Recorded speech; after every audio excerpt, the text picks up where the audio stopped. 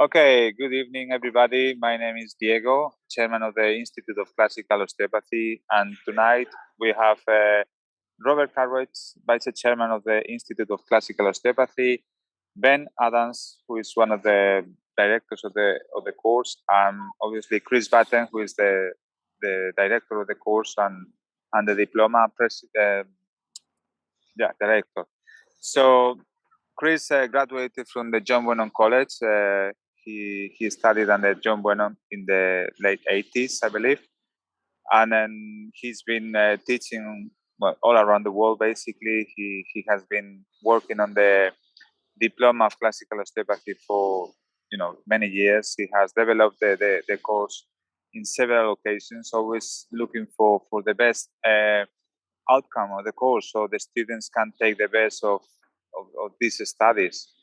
And nowadays, Chris lives in Canada, so he's also traveling from Canada to Europe and all over the world.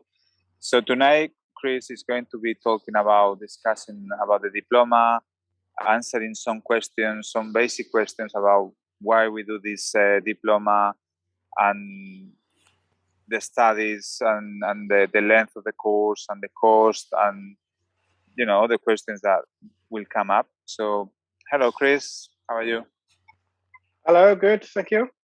Thank you. So it's all yours. Thank you. So we want to take a look at our postgraduate diploma course. It's a specialized course in classical osteopathy. It's held in 3 overlapping stages. So our foundation stage, applied, and the advanced stage. And this is held over roughly an 18-month period.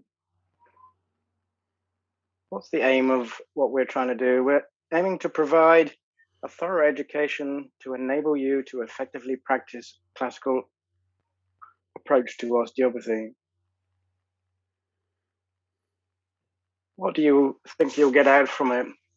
Graduates from our courses seem to have increased confidence, have a much broader scope of practice, have a grasp of an osteopathic approach to healthcare in general, have a refined set of treatment skills to deal with more complex cases, and of course become members of the Institute and can access the Institute's continued education pathway as classical osteopaths.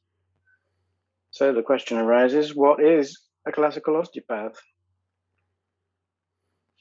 A classical osteopath is a highly trained physician with extraordinary ability based on a thorough knowledge and understanding of this traditional approach to this established profession.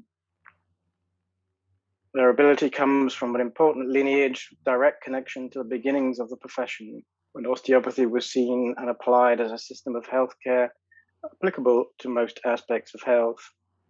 It began with our forefather there, Andrew Taylor Still.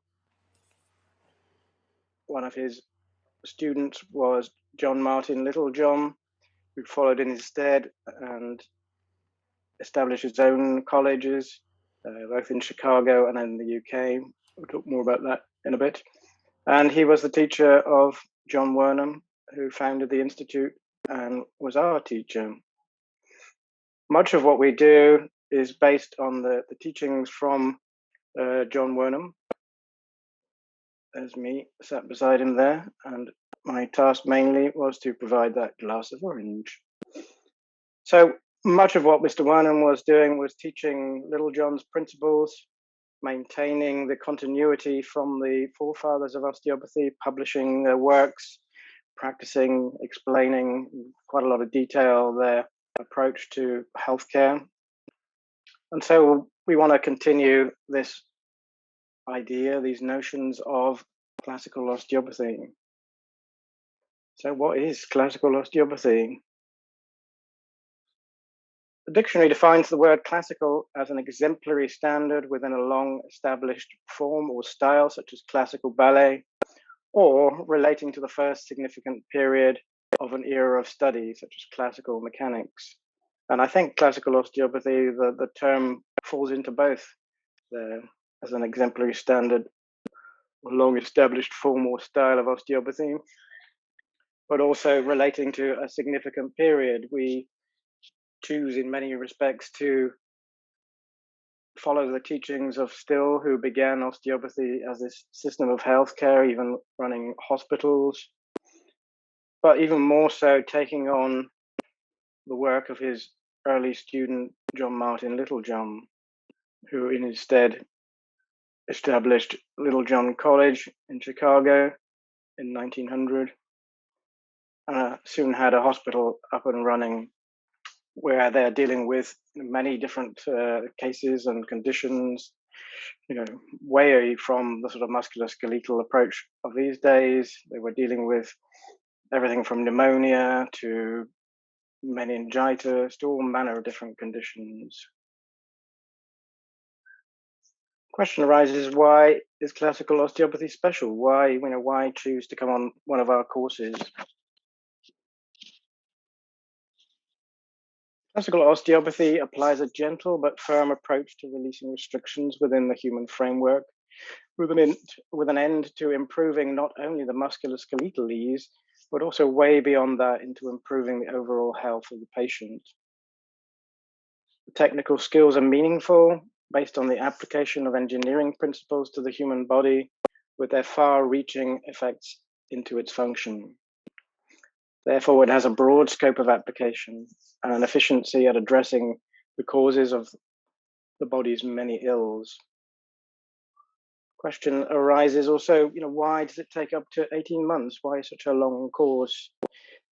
We've experimented with this course over the years, running it in separate stages and just running a sort of more basic level, and found that the students were competent, but not always efficient, apart from those that really followed through and studied on their own and came back to the Institute for more following. So we wanted to maintain a higher standard of our graduates, if you like, and people that were competent and confident to take treatment further and sort of deeper and in a longer sort of period of time. So the postgraduate course has evolved over many years, and part of it, that evolution originates from a 4-year undergraduate course content. So much of the actual content that we use was actually taken from the undergraduate programs, looking at the sort of key elements that we see as classical osteopathy. There's a lot to cover in this course, both with theory and practical skills to acquire, and for many this may be a paradigm shift which takes time and nurturing to assimilate. With our mentoring program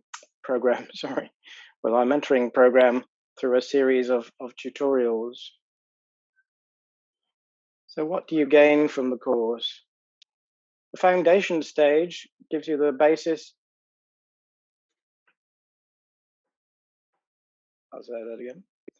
Foundation stage gives you the basis to begin your classical osteopathic practice. We're looking to get you to the level where you can assess your patient through a case history to examination and into the treatment process. To formulate a distinctly traditional osteopathic diagnosis that leads to a treatment plan. And to engage in a body adjustment process that continues to assess the patient's needs in detail and flows into an effective remedial process.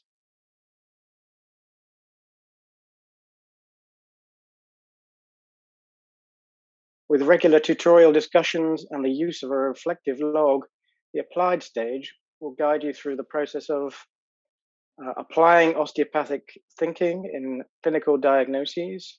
We have our own distinct language, our own distinct way of diagnosing that goes above and beyond medical or musculoskeletal analysis.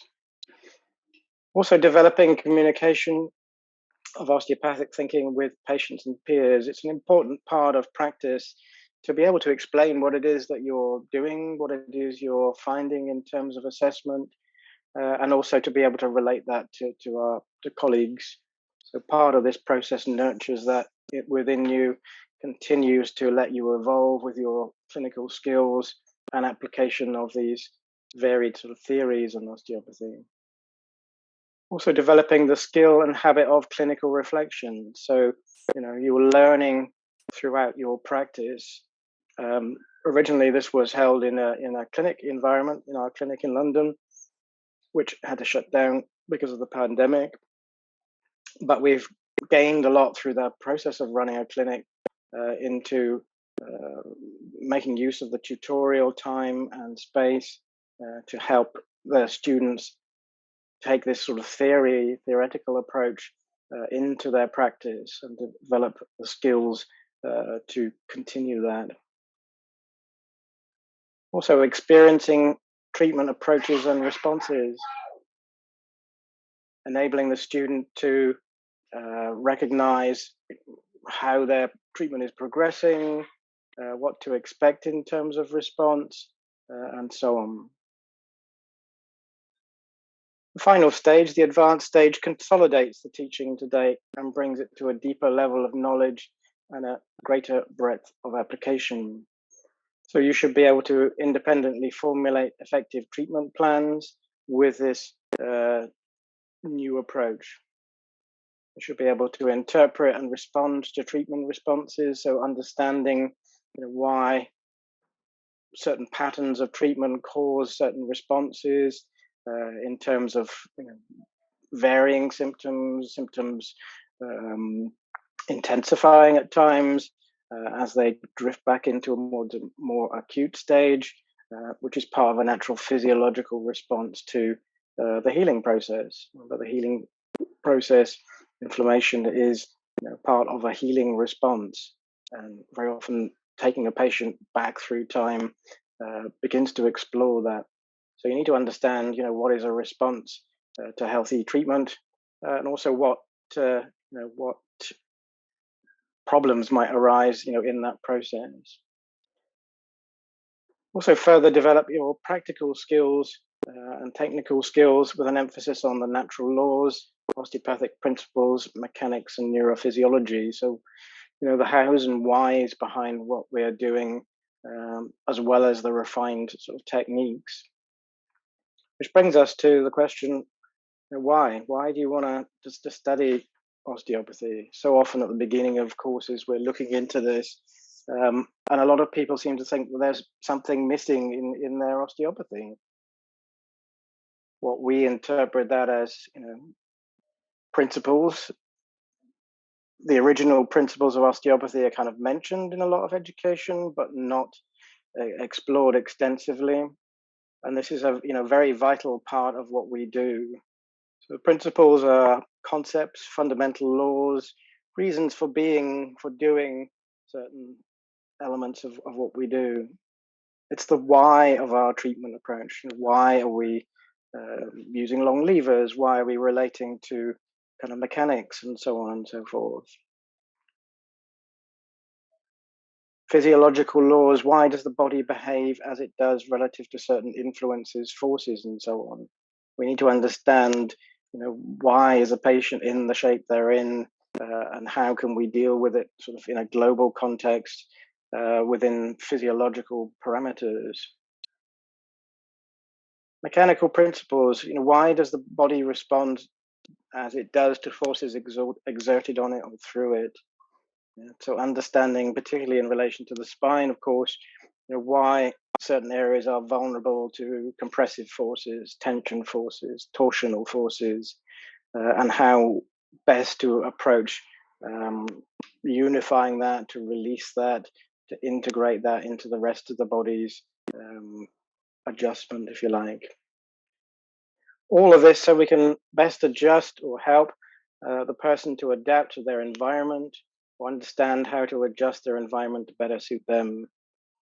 So, encouraging a person's body sort of flexibility and movement so that they can deal with their environment, even sort of dietary advice and so on that fits in with their needs, but also encouraging people to pay more attention to their posture, and as in a sort of office arrangement, arrange their office around them rather than them bending and twisting to fit into their office arrangement.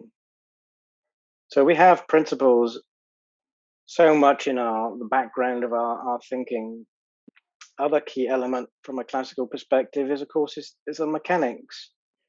We talk about the applied mechanics. So we are examining how the body, the spine, and pelvis adapt to the forces of gravity primarily, how mechanics relates to physiology and health conditions, and how disturbances, in mechanics can tie up to predisposition to ailments and diseases and so on. Really clearly understanding how the spine and pelvis respond to aberrant forces. We're constantly dealing with people who've fallen, who've strained themselves, who've lifting badly, very, very asymmetrical postures or movement. And we need to understand the background to that and the underlying forces that are, inherent in the system that we can appeal to. Mechanical principles of adjusting the body unity, we are much more concerned with the totality of the body. When Mr. Wernham referred to body adjustment, he was talking about it more than just this sort of routine that we use. We'll talk about it in a moment. Is much more concerned with making a total adjustment to the entire pattern within the body. So really taking heed of the unity of the system, rather than paying lip service to that and making small changes here and there in the body. It's about adjusting the entire pattern of the body in one session. And of course, ultimately from that, understanding the principles of stabilizing the body mechanics. One of the things that Mr. Wernham used to talk about was how relatively easy it is to adjust the body. It's another whole kettle of fish, another ball game to stabilize the mechanics. And people that have approached the Institute from abroad for courses, quite often that's the key element that they can't establish in their work, is actually stabilizing a condition. And we use the mechanics to better understand the forces going through the body and how to resolve them, how to find balance and ease, and what is more efficient in terms of the body's usage and body's framework. All of this so we can more efficiently, effectively adjust our patients and move them towards a greater stability and hence longevity of improvement. Traditional techniques in a contemporary context, we talk about the way that we use the body's movements in terms of long lever technique. It's the most traditional approach in osteopathy as far as we know, and it has a unique set of qualities to it. It is gentle but firm handling. You see Mr. Wernham performing a side roll, and it's firm, it's decisive, it's not aggressive or detrimental at all to the patient. It's adaptable in terms of the strength of adjustment. These levers have enormous sort of variability in the way they're used in terms of accuracy and strength, and so on. We're also integrating the release of soft tissue and joint movement in one. It's a conjoint release. So we're trying to tease out release restrictions in fascia, in the joint structures, and coordinate one with the other. And again, with this sort of mechanics model underneath our thinking. Each application is local, but within a global context. So again, we're adjusting the unity of the body, always considering the effect of one area on another, the pelvis on the rest of the spine, the head at the poised at the top, and that effect on the sort of body mechanics, and so on. And ultimately, we put all this together into a routine, and it's not universal. There are obviously plenty of times where this could be, we could work more specifically, more directly in acute illness, sometimes in acute musculoskeletal disorders, where we can't lie somebody supine or prone, etc. But much of what we do is based around a routine that has a mechanical basis and so on. So let's just look at that. So our body adjustment, or BA. Now I've got a little bee in my bonnet about this one. excuse me, it's not the same as the GOT, the general osteopathic treatment. Why? The GOT is thorough, all-body treatment, which is good, but the BA, the body adjustment, is a very refined process with physiological ends, not about anatomical landmarks and measuring. We're not trying to increase the range of motion of every little part. We're looking to coordinate the mobility between each part of the framework within a global context and looking to achieve that with a physiological endpoint. I've just sped that up so you can see the rest of the treatment. Body adjustment is based on mechanical principles and models. So our models of lines and polygons of forces, key points in the spine, weak points, and so on, become very much the sort of background to our treatment process. As I've said, the objectives are physiological. We're looking for a change in quality of movement, tone, texture of soft tissues, circulation patterns, and neurological reflexes. All of these are part of this process, rather than just trying to move one structure relative to another, or just release some sort of tightness. It's a deeply integrated process. We focus on the whole body unity through a global approach, understanding cause and effect. So much of what we're emphasizing is trying to see the patient from a perspective of cause and effect. So somebody comes to you with a knee problem, why hasn't that knee mended, even if it's an injury? Or why does that knee problem exist if there is no sort of predisposing injury? Because we're looking at the way that the forces through the spine and body are acting on that knee, rather than just looking at sort of, diagnosing what tissues are causing what symptoms. We're trying to understand, why that condition is the way it is in the first place. And that goes for physiological conditions and general health picture. Why is somebody's, thorax congested and they got bronchitis? Why is somebody's stomach irritated? Going back to, traditional approach to osteopathy, as in the healthcare. So moving away from this sense of, purely symptoms, tissues causing symptoms.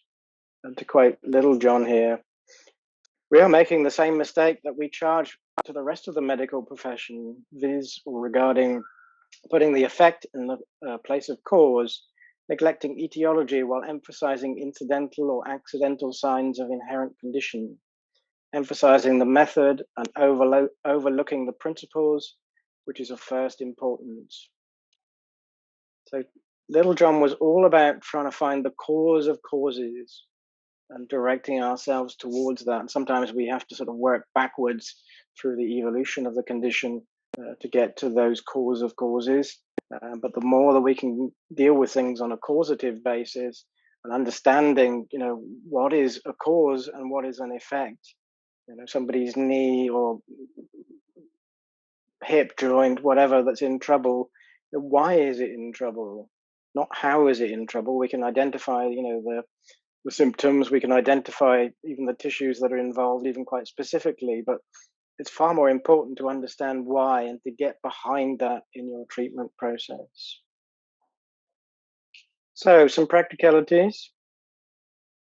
Where are we hosting this course? In a sweet little village hall, Peaslake Village Hall, Walking Bottom, Peaslake. There's your postal code for your sat-nav. Pretty old building, nicely laid out, plenty of room, plenty of space and facilities for our teaching. Down to the bare essentials. Here we go, price and payments. So the total amount for the 18-month course is £5,000. Registration on sign-up requires a £400 deposit. The balance after any discount, and there are various discounts, will be spread equally over agreed installments. The installments themselves and discounts. Discount for payment in full, payments over 12 months. We have rates for ICO graduates and also for new graduates in osteopathy.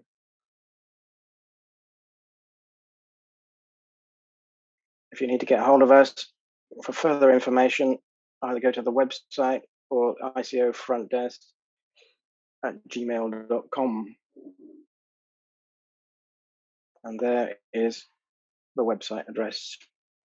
So hopefully we'll get to see you. Come and join us and come and find out what osteopathy actually has to offer, what the original scope of osteopathy was, and how that scope evolved over the last 100 or so years. Thank you. Thank you very much, Chris. That was such a thorough explanation of the diploma course that we have, and you covered so many things.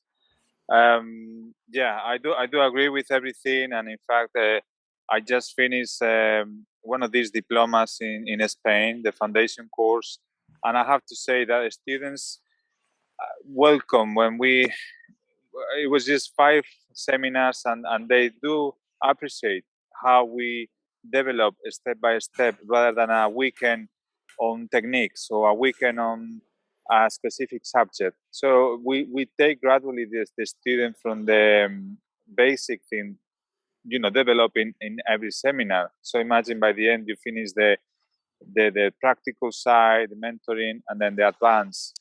And also, I like to emphasize always that we always talk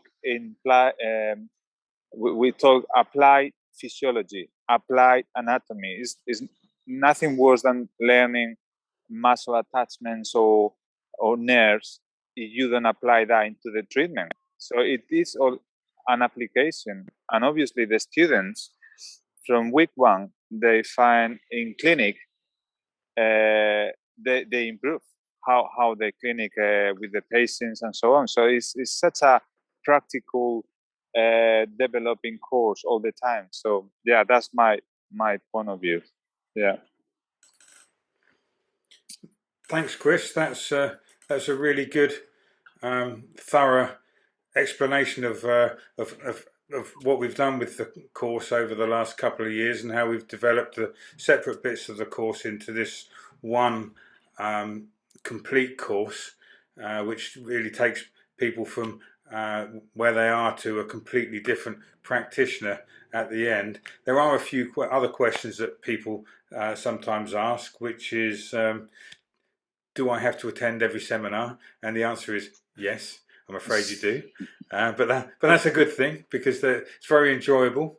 Is there homework and other assignments? Yes, there are, but it's within it's not onerous. It's an enjoyable learning process, and it takes you on such an incredible journey through osteopathy, which often makes people fall back in love with osteopathy as well when they're becoming a bit bored of practice, and they also often ask what the practical sort of lecture ratio is, and it's I think it's probably about 50-50, isn't it, Chris? Yeah, it varies, depending on which sort of topic you're dealing with. Some require more explanation, but what we're trying to do with the new kind of approach to the course is have more active learning in the classroom anyway.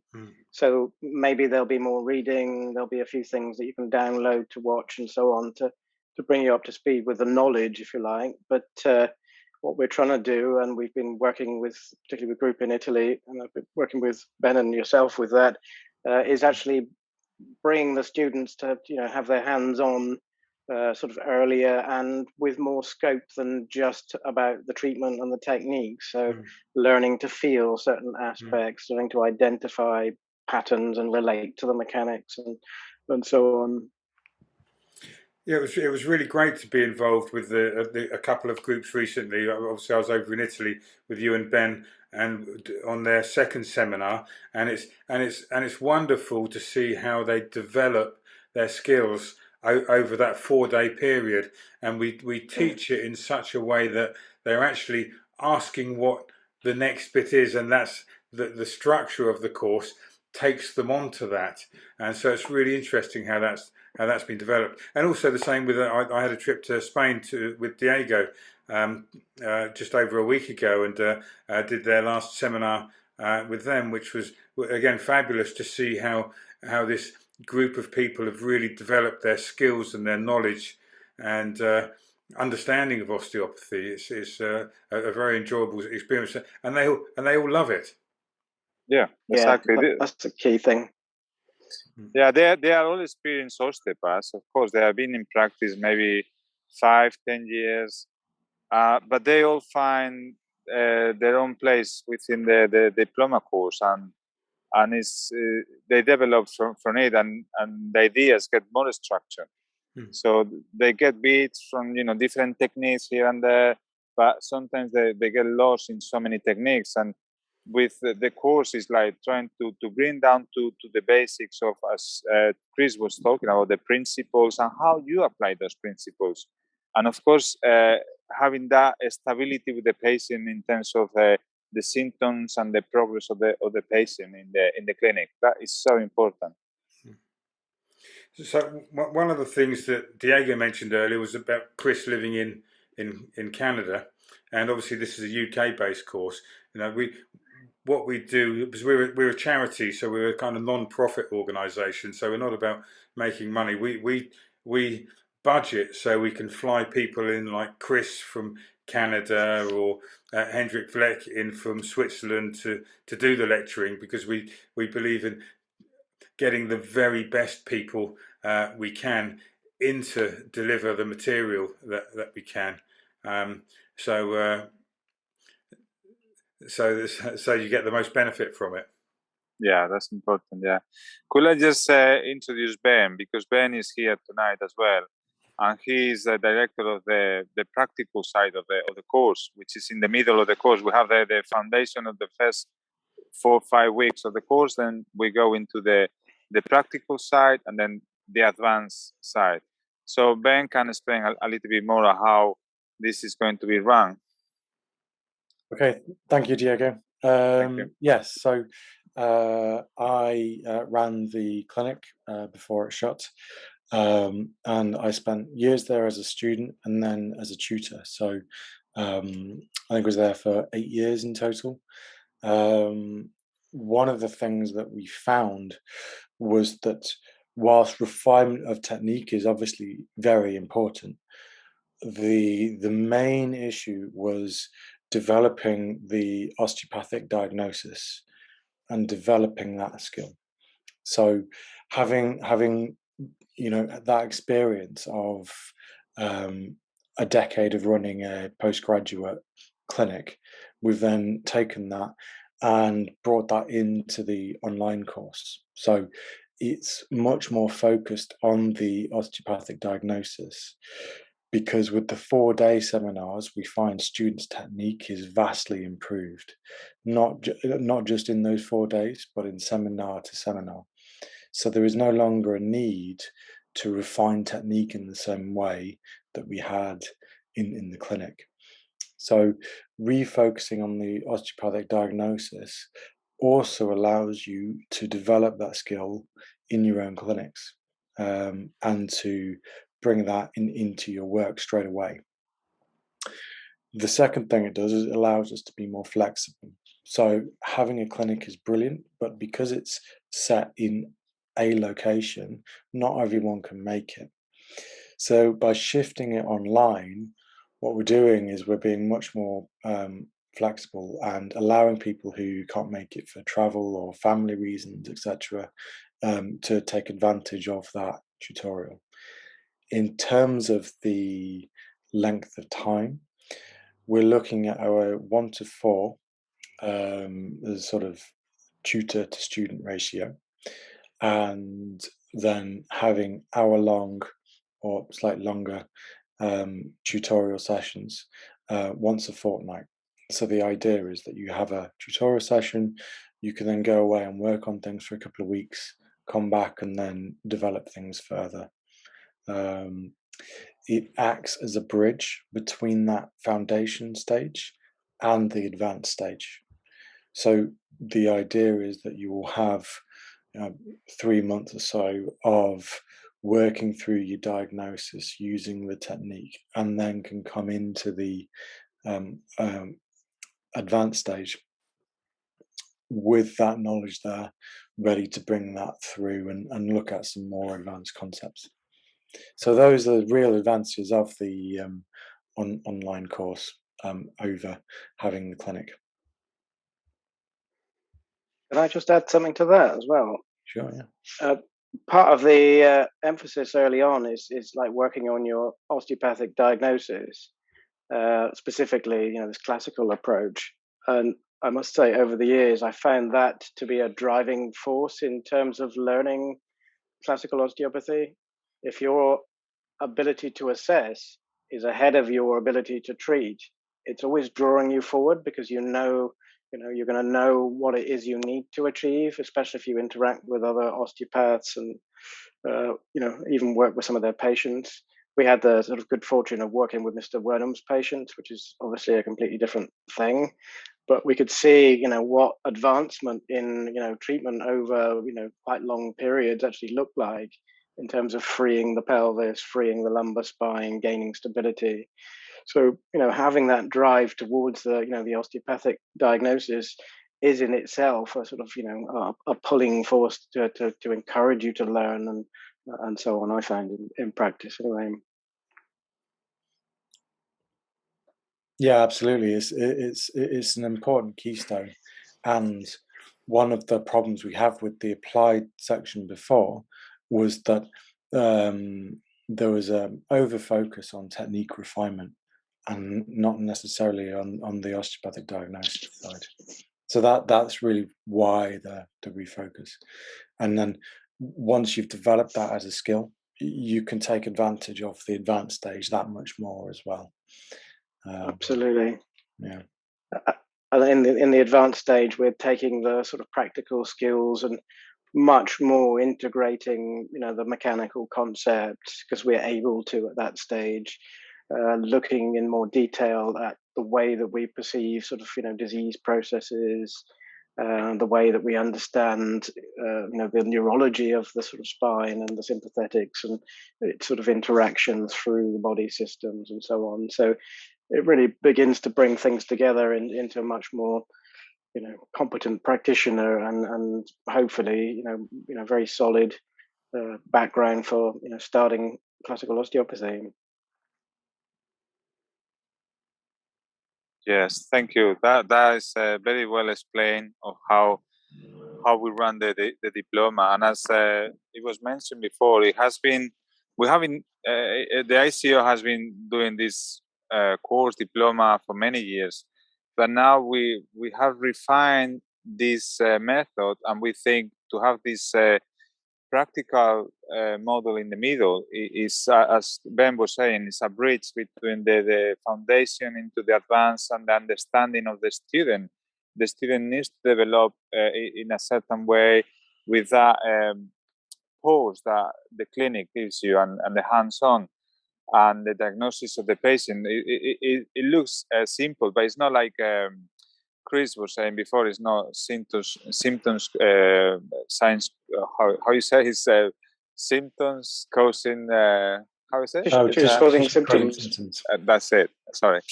So it is much more difficult than that, and you can see that from the students. As Robert was saying last week, we had the students doing the presentations, and you can see that they are grasping the foundation of the course, but they need that further step into the clinic and guide them into the patients and see different patients.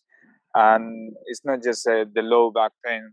How you relate that into the mechanics, the physiology, the development of the symptoms of the patient, and bring that all that into a session, in a treatment session with the patient.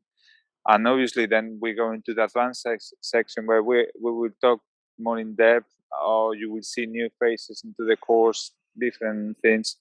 So it is all there. We have been doing this for many years. I mean, and we have learned and we have developed the course, and it's all out for the student, for the osteopath to become better osteopath, to bring a bigger scope of practice, which I think is great. It's amazing. It's such a wonderful diploma and course. Okay.